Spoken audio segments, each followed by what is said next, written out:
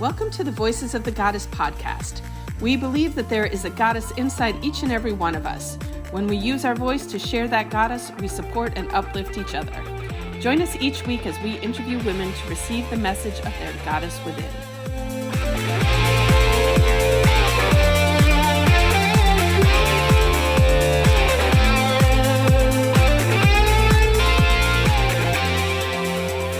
Hello, and thank you for joining us. My name is Allyson Mancini, and I am your wellness warrior. And I'm Julietta, the magical PT.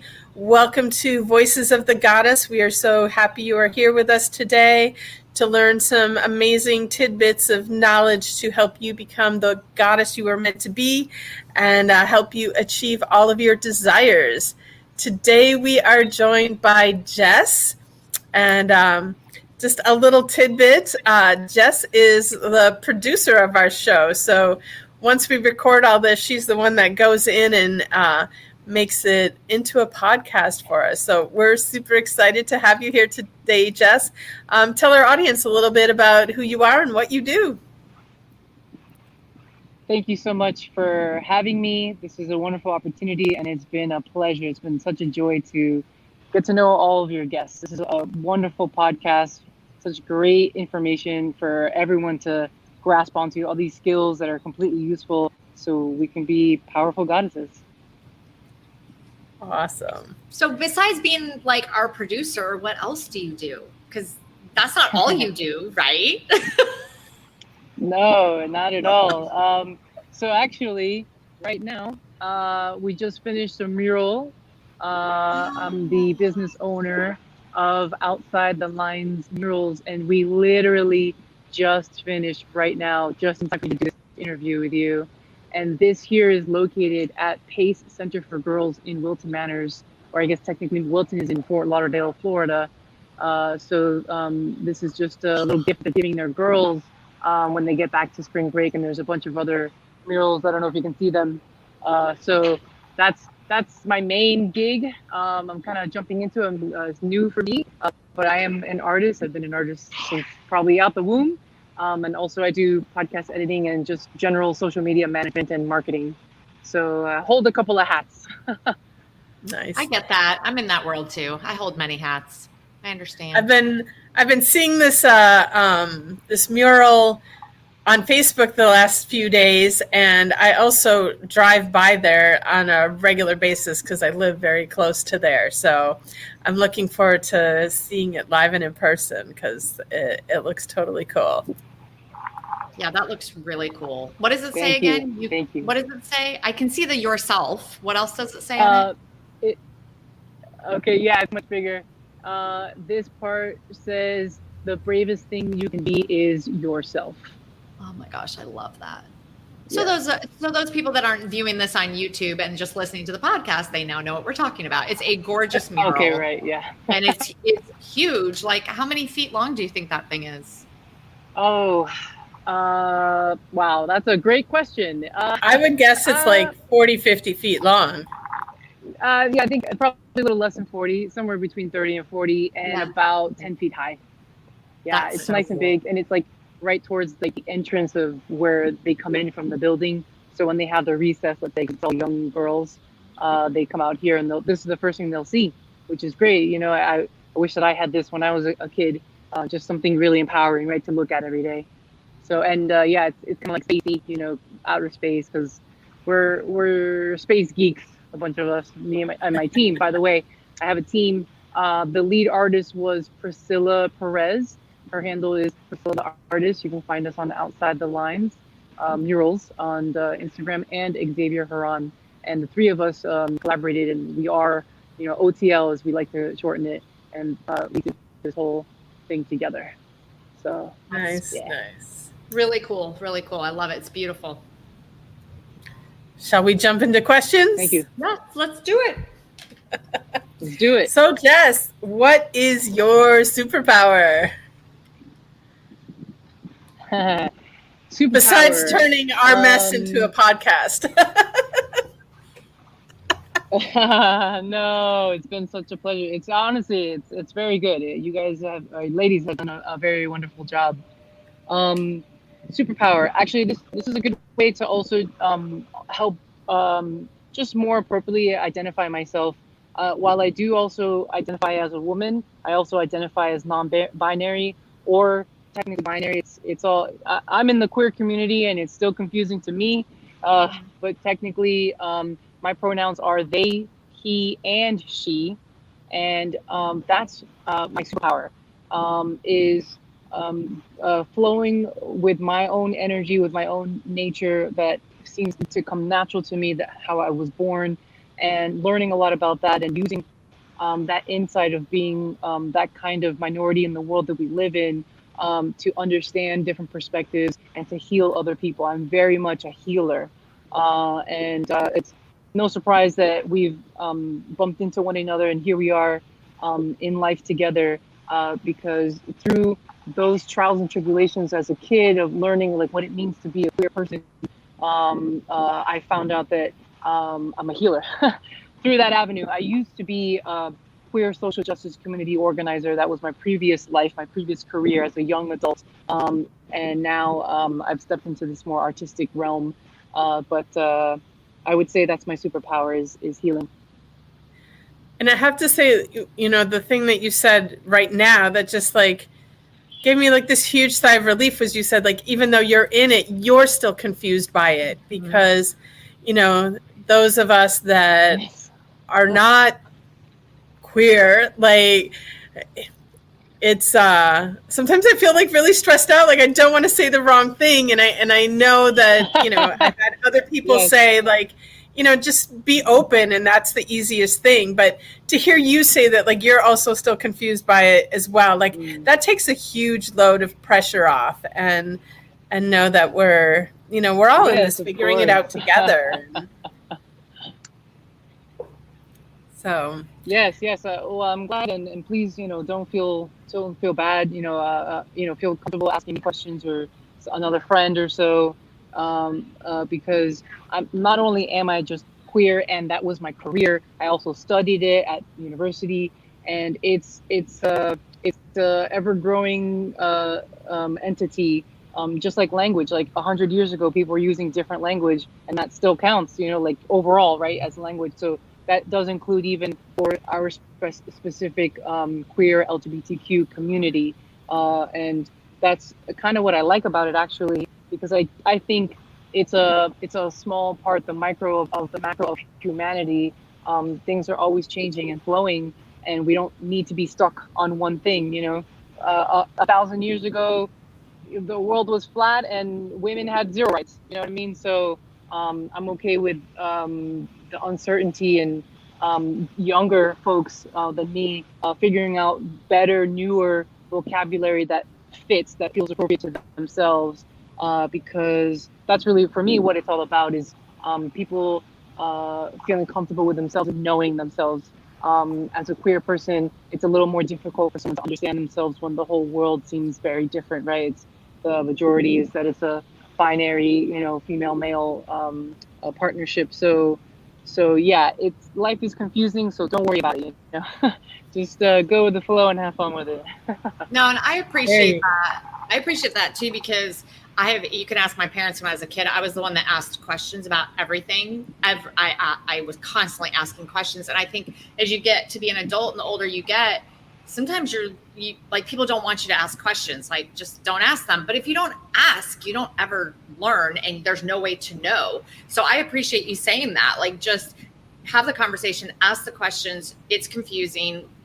That's understood. And the only way to make it unconfusing is to have dialogue about it and figure it out and talk about it. So I appreciate you saying that also very much. Absolutely. Dialogue. I ask a lot of questions too. So don't be ashamed of that. Just, I think people don't like to talk because the answer is, I don't know. And people are uncomfortable saying, I don't know. And it's okay. We don't know. We really don't know a lot as human beings. So yeah. Yeah, I think I don't know are some of the most powerful words that anyone can say. And we don't have to know everything, and we get to ask questions and figure it out. Cool. Absolutely.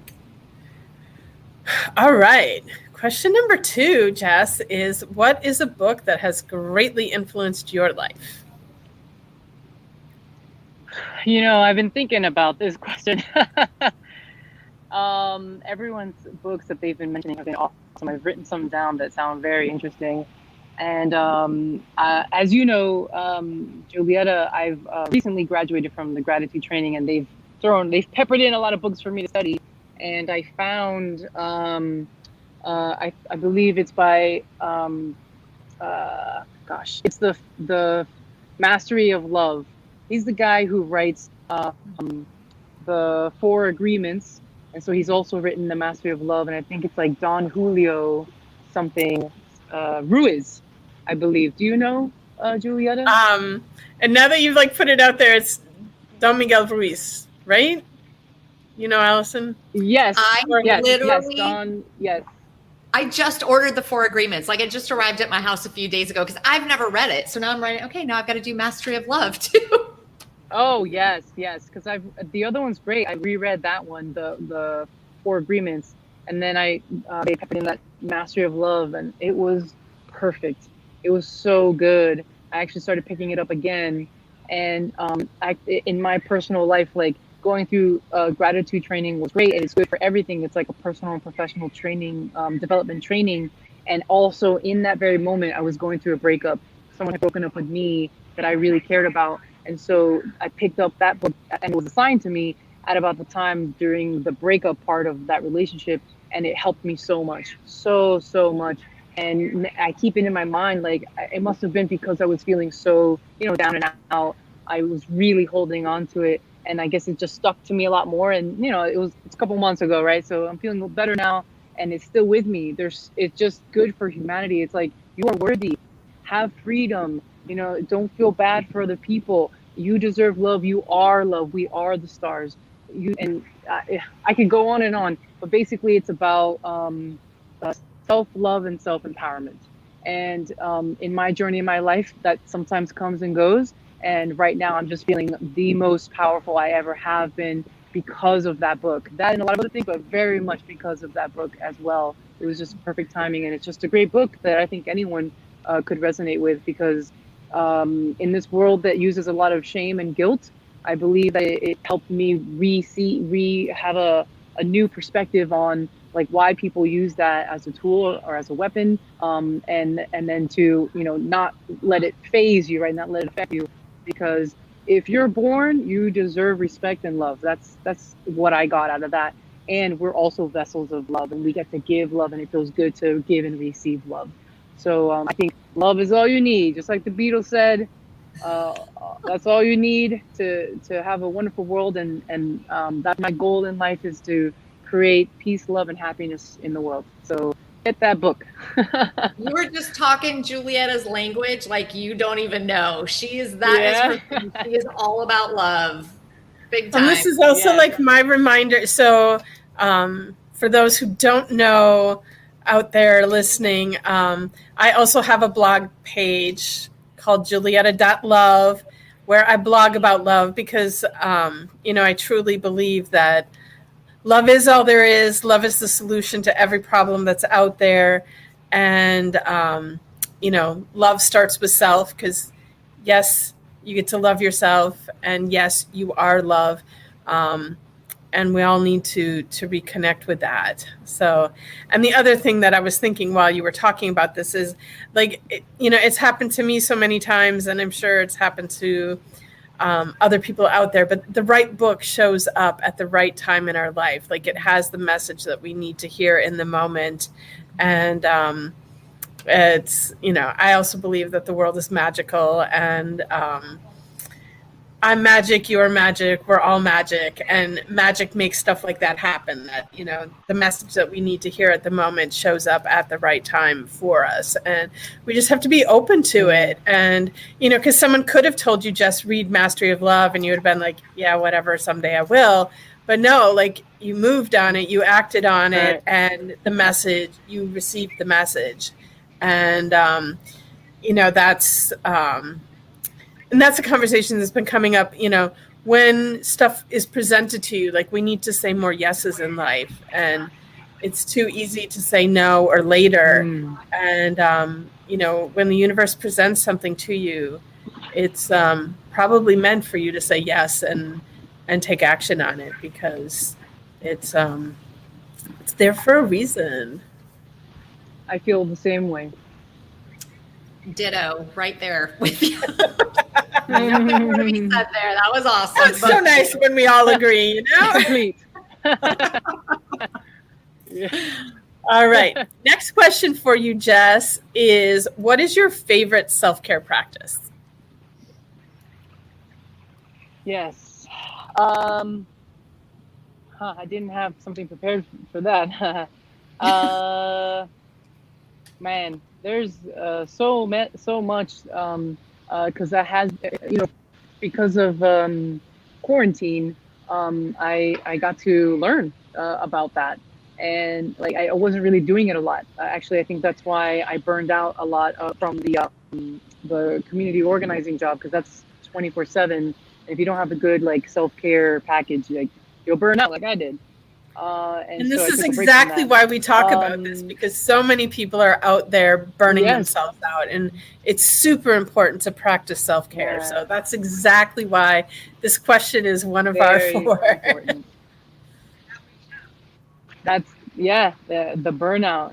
And I was still like, I started like, you know, around 25 years old, and that's still, you know, relatively young. So, you know, not like a teenager, but still young with energy. And I was still burnt out, you know. So yes, self-care is important. That was a big life lesson for me. And right now, like, all I can think of is like bubble baths. That's new in my life. And with the Epsom salt and lavender and all that, and I just enjoy myself with a book or my phone, like watching a movie or be on social media, whatever. I really enjoy that. But also, I gotta say, like a close, maybe it's a tie, just having a moment to myself in nature with no friends, no family, just actually being by myself, but in nature makes a difference. I recently went to the beach by myself. It was gorgeous. Like not a lot of like interaction with my phone or my headphones. Like I'm attacked. These are surgically implanted in my ears because I love them. But sometimes I need a moment. You know, to center myself. I find a lot of peace and communion with God or the universe, being in nature, and I get just re-energized. Just take a day, you know, and especially the sun. And I'm born and raised in Miami, Florida. I love Florida, and so having the sun is a big deal too. So getting out in nature and just having some sun on your skin, I think is helpful for the human body, and most definitely my favorite way to have self-care and disconnect from the day-to-day grind. So yeah. That must be a running theme today, because we did another interview today, and that was it was being in nature, which it's really good for you. Like, people don't understand. We're so far removed from that unless you live on a farm or out in the middle of nowhere. But it's so important to go back to nature, to put your bare feet in the grass and sit in the grass and walk and look at the trees and appreciate the beach and feel the sand in your toes. And the beach is so good for you because it's got that whole salt. Isn't there something with like energy with the salt? Negative ions, it clears away, you know? Like, yeah, there you go. Like, it's so critical. So I think that's an excellent self-care practice that too many of us are not doing. So no. So, you know, like, why don't we live on the beach? Well, and this is why so many people are attracted to, you know, sometimes I find it's like very unfortunate that our beaches are so developed, and, you know, all these high rises on the beach, everything make me a little sad, but I understand why people are drawn to be there, because the negative ions of the ocean is just, it's super cleansing to us as humans. And, you know, I also say, you know, we call it Mother Nature and Mother Earth because she has this nurturing capacity for us, and we forget that. And when we do connect, it nurtures our souls. And this is like reminder number 2 for today, that I get to get out in nature more. So thank you, Jess, for bringing that up. It's waiting for you. Yes. Hey, really quick, I just want to show you one of our artists. This is Xavier Heron, who helped with this mural. This is Voices of the Goddess. He literally just told me today he thinks God is a woman. Thank you, man. Appreciate you. Thank you. They like it. They like it. It's beautiful. Yes. He wasn't joking. Like we were having, you get to have nice deep conversations when you're in the flow of painting and just expressing yourself. So we get philosophical, and he had mentioned that today. So I thought, hey, yeah, I think you're right. I'll go with that. I'm good with that. Well, I would actually We'll say go- that I don't think that God is male or female, but God is the balance of the divine masculine and the sacred feminine working in perfect harmony. And that's Yes. part of what this podcast is about. Is society has been so dominated by the masculine energy and like not the good masculine energy, and we as women Sure. really need to bring up the sacred feminine that's been pushed down for so long. And we talk about this too, that it's not, we had the feminist movement, but how the feminist movement comes off is really like women trying to get what we want, but through masculine energy. And not that it's not good and there's no value there absolutely is, but we really need to bring back that sacred feminine, that nurturing, compassionate energy that that will bring balance back to earth and bring healing to all of us. And I feel like today's my day. Like I step up on these soapboxes and I start preaching today. But these are things that I'm passionate about, and I want, Of course. I want to get that message out there. So that's part of why we're here. Yeah. I'd like to bolster that by agreeing that I think actually the way that I see God or / the universe is how I like to say it. Yes, is the nice balance, which is what I try to do for myself as I still explore everything about myself, my energies and orientations and all that. I am striving for a balance of masculine and feminine energy and the sacredness of all that. So I wanna say that I'm with that too. So thanks for sharing that. Awesome. All right. Our final question is, how do you create accountability in your life? Woo! Oh man. So that's a great question, and that's a tough one. I love that one. It's been really helpful listening to all these other powerful goddesses sharing about that. If I don't put it in my calendar and an alarm and a second alarm, it's not going to happen. Like I have to put it there. And also, there are accountability groups that I've become accustomed to, and we do it every couple of months, and we write down our goals for the months, and then we make them more specific every week. And then every week we share. We have a little buddy that shares with us, and then as a group we share. And that is very helpful because I can share the ups and downs. It's not just like, hey, I did this awesome thing. It's also like, hey, I missed my goal of meditation today. Would someone like to help me? I'm requesting support.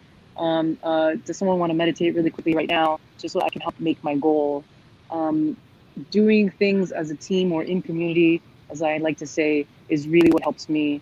I've had a lot of time on this planet by myself, and also a lot of moments where I felt lonely. And I think that finding a community is really important to me because of that.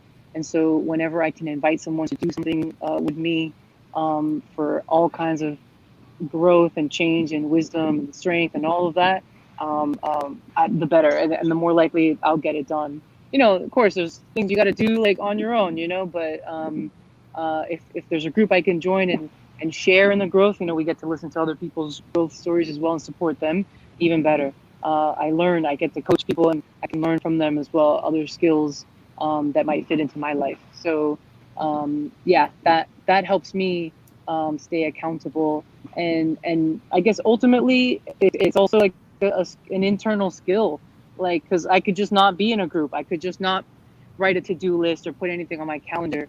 In the end, like, you find these little things that help you, and in the end, it comes from you. It's the commitment, the love and commitment, the passion that I have, those principles that I carry. Like, I must do this because I know the power that I have, and I know the freedom and happiness that I'm seeking. And so that spark definitely starts from within my heart and my soul. And then, it never hurts to have a little help from your friends. So that's what I'd have to say about that.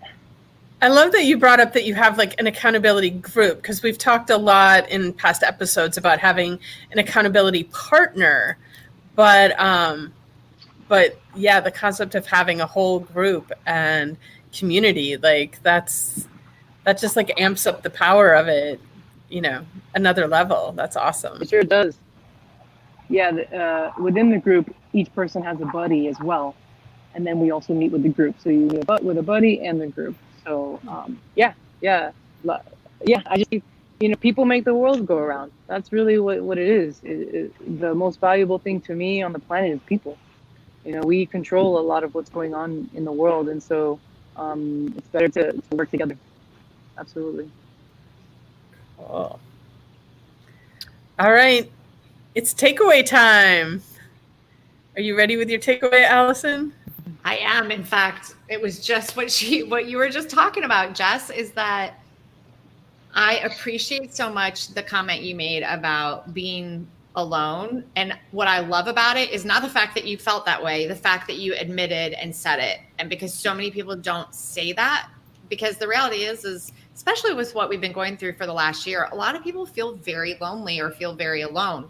But my takeaway, I'm kind of transitioning into this. My takeaway of that is the admitting, okay, like I do feel like sometimes because listen, I have 2 grown children. I have my husband that's home every day, and there's still times I feel alone. But what I love that you said is about the accountability group, having that community, because community is so important. Even if you're an introvert, you still need community. You still need those people that you can reach out to, know that they support you, know that they have your back. And I think if there's one of the big things I've learned through this pandemic is that we have to create a community. We can't just wait for it to come and happen. You've got to go out and develop it and create it. And I love the idea of an accountability group, because Julietta's right. We've done accountability. Like she and I, this is how this podcast started. Actually, was Julietta and I we got into this pandemic, and I was like, can we like start talking on a regular basis? Because I was like, this is kind of the whole thing was freaking me out, and I just needed a good sounding board. And this evolved into this podcast and reaching out to all these amazing women and supporting all these amazing women. So I love how you brought that up. I think that I would say I think I need to look into having an accountability group, not just the person. I love Julietta, but you can be part of the group, but I better be. I love that. Cool. My takeaway, it's kind of complicated, I guess, but when you were talking earlier about language changing and language evolving and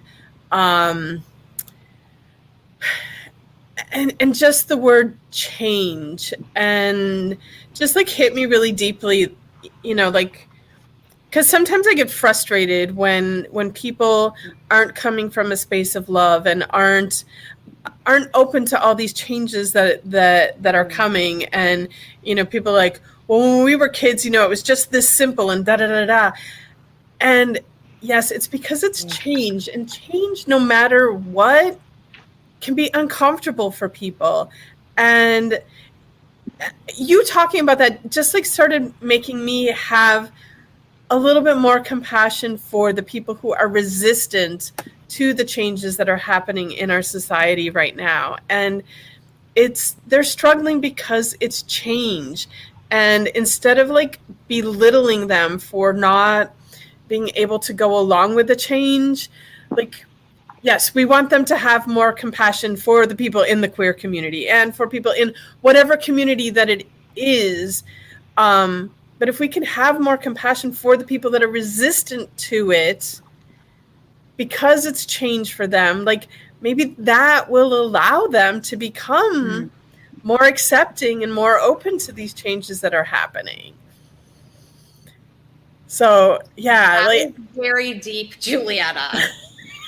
That's me, like this is. I know, I love it. But this is why we're doing this. We want to create awareness and support, encouragement, and That's it's really so great easy way for to us work. to bash the people that aren't accepting the change. And it's like, it just really hit me when you were talking about it. Like, it's because they're struggling with the change. It's probably not so much that they have so much, against whatever it is, whatever that is that we're going to talk about. It can be the queer community, it can be any community and any topic out there, but it's the fact that it's change. It's a struggle for everybody to change, and change requires love and compassion for us to make it through that change. And yeah, I get to be some source for that. Awesome. All right, Jess. That's right. We're powerful goddesses. So what's your takeaway, Jess? Yes, I like that you said you get to be. I like that you said that. I think there's a lag. I like that you said that you get to be source for that. I think about that a lot myself these days. Man, you both had great takeaways. Right now, I feel great. It's wonderful having these types of deep conversations, as you put it, because it's good to take a moment to think about these what I want to call right now, like movements of the soul, like just the way in which, we talk about life, and these moments are good for that. So my takeaway is just being grateful for the opportunity to talk about these things with you, and hopefully, showing queer representation, art representation, just being here in a feminine energy representation, like kind of space, will help other people, whoever else listens to this or watches this video. So I guess I'm taking away like that. I'm glad I'm paying it forward and also learning as I pay it forward, like this whole beautiful, natural cycle of life. You all are wonderful. This is such a great podcast, and I'm going to share this and send this to everybody I know and on all my platforms, because I think this is what more people need to see, especially young people, especially every people. Change is hard, but it's absolutely necessary. It's the way in which we go about it, and the ease in which we do it is what's really important. So thank you for that opportunity. Awesome. Well, we are out of time here, and this conversation was just amazing. I'm so happy about this one. This was great. I thank you, Jess, for joining us today, and thank you to all our listeners out there. And if any of what we had to say touched you today, please subscribe to our YouTube channel, subscribe to the podcast, share it with others that you think need to hear our message.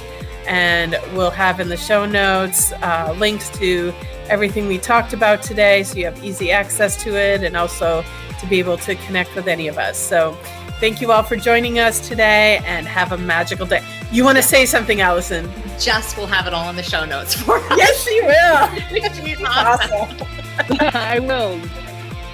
All right. Look forward in the show notes. I'll have them ready for you. Thank you all. Thank you. Have a magical day, everyone. Until next time. Bye. Bye.